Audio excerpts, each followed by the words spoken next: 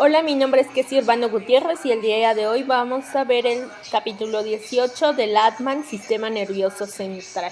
Como primer punto, tenemos que el sistema nervioso central se origina en el ectodermo y corresponde a la placa neural que se origina a la mitad de la tercera semana de desarrollo. Una vez que los bordes de la placa se pliegan, los pliegues neurales se aproximan uno a otro en línea media para fusionarse y formar el tubo neural.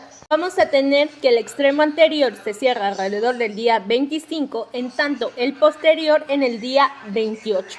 El sistema nervioso da origen entonces a una estructura tubular con una región cefálica ensanchada, que es el cerebro, y a una región caudal elongada, que es la médula espinal. Pasando a la médula espinal, vamos a tener que esta va a ser el extremo caudal del sistema nervioso central. Va a estar constituida por una placa basal que contiene a las neuronas motoras y una placa alar que contiene a las neuronas sensitivas, además de una placa del piso y una placa de techo a manera de conexión entre ambos lados. Como se puede ver en la imagen, vamos a tener a la placa alar en color azul y a la placa basal en color rojo, además de la placa del piso y la placa del techo que van a mantener esta conexión. Pasando a las correlaciones clínicas, vamos a tener a los defectos en el cierre del tubo neural, es decir, ¿qué pasa si estos repliegues no se cierran? Vamos a tener lo que es la espina bífida, que es como una prominente en lo que es la columna vertebral, y a la anencefalia, que es no tener prácticamente cerebro. Sin embargo, estos defectos solo se pueden corregir con la ayuda del ácido fólico, 400 microgramos diarios. Pasando a los nervios espinales, vamos a tener que estos se forman a partir de cada segmento de la médula espinal. Estos nervios van a tener sus núcleos motores en la placa basal, que es dentro de la médula, y sus cuerpos celulares sensitivos, pues en los ganglios espinales que van a estar derivados de las células de la cresta neural. Pasando a la regulación molecular de la diferenciación de la médula espinal, la proteína Sonic Hedgehog ventraliza el tubo neural de la región de la médula espinal e induce la formación de la placa basal y la placa del piso. Por otra parte, BMP4 y BMP7 se generan en el ectodermo no neural. Además, mantiene regulación positiva en la expresión PAX3 y PAX7 de las placas alar y del techo. El cerebro puede dividirse en tallo cerebral, que es la continuación de la médula espinal y se asemeja a esta estructura. Tras el cierre del tubo neural, el cerebro va a estar constituido por 3 vesículas. Vamos a tener a un romboencéfalo o cerebro posterior, a un prosencéfalo o cerebro anterior y a un mesencéfalo o cerebro medio. A su vez, el romboencéfalo se divide en mielencéfalo y metencéfalo. El mielencéfalo va a formar al bulbo raquídeo, en donde esta región tiene una placa basal para las neuronas eferentes somáticas y viscerales y una placa alar para las neuronas aferentes somáticas y viscerales. Por otra parte, el metencéfalo va a tener 2 placas, una placa basal eferente y una placa alar aferente típicas. Por otra parte, el mesencéfalo o cerebro medio se va a asemejar a la médula espinal con sus placas eferente basal y aferente alar. Las placas alares del mesencéfalo van a formar a los colículos anteriores y posteriores con estaciones de relevo para los centros reflejos visuales y auditivos.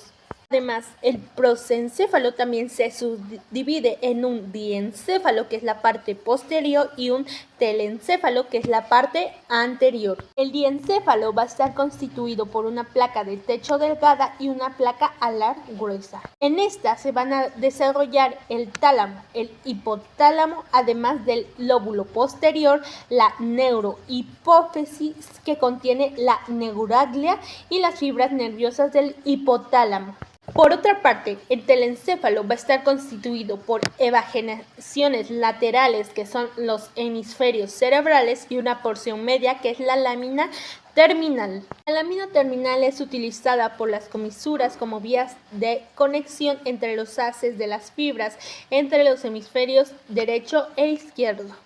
Pasando con el sistema ventricular, vamos a tener que este se va a extender desde el tercer ventrículo hasta los ventrículos laterales de los hemisferios cerebrales. El líquido cefalorraquídeo se va a producir en los plexos coroideos del tercer y cuarto ventrículo y los ventrículos laterales. Con respecto a las correlaciones clínicas que vamos a mencionar, vamos a tener a la hidrocefalia, que es la acumulación del líquido cefalorraquídeo en el sistema ventricular. En los neonatos, la mayoría de las veces la hidrocefalia se produce por la acumulación del líquido cefalorraquídeo en el acueducto de Silvio. Pasando a la regulación molecular del desarrollo cerebral, vamos a tener que en el cerebro se definen patrones a lo largo de los ejes antero-posterior, que es el cráneo caudal, y dorso-ventral, que es el medio lateral. Vamos a tener, por otra parte, que los genes Hox van a ser aquellos que determinan los patrones del eje antero-posterior del romboencéfalo y especifican la identidad de las romberas. Por otra parte, el extremo caudal del romboencéfalo va a expresar FOXG1. Este va a regular el desarrollo del telencéfalo. En tanto, el istmo va a expresar genes en Gray que regulan la diferenciación del cerebelo y el techo del mesencéfalo. Pasando ya a los nervios craneales, vamos a tener que existen 12 y la mayor parte de ellos se originan a partir del romboencéfalo. Vamos a tener además dos clases de neuronas. Tenemos a las sensitivas y a las motoras. Vamos a tener que las neuronas motoras de cada uno de los nervios van a estar ubicadas dentro del cerebro. En tanto, las neuronas sensitivas se van a originar fuera del cerebro, fuera de las placas ectodérmicas y de las células de la cresta neural. El sistema nervioso autónomo va a estar constituido por divisiones simpáticas y parasimpáticas. Se trata de un sistema de dos neuronas con fibras preganglionares y postganglionares. Las neuronas preganglionares parasimpáticas van a tener su núcleo en el tallo cerebral. Van a estar asociadas con los nervios craneales 3, 7, 9 y 10 y en la región sacra de la médula espinal.